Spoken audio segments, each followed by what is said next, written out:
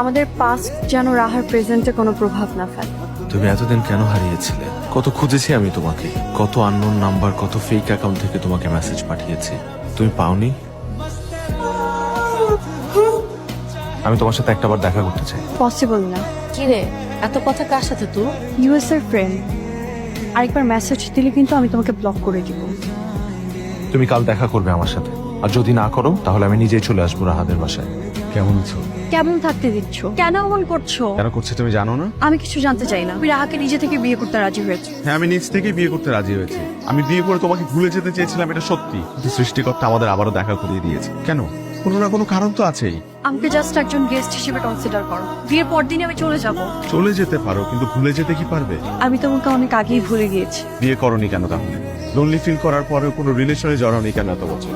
Study কাজ নিয়ে ব্যস্ত ছিল, সময় পাই। আমি আসি।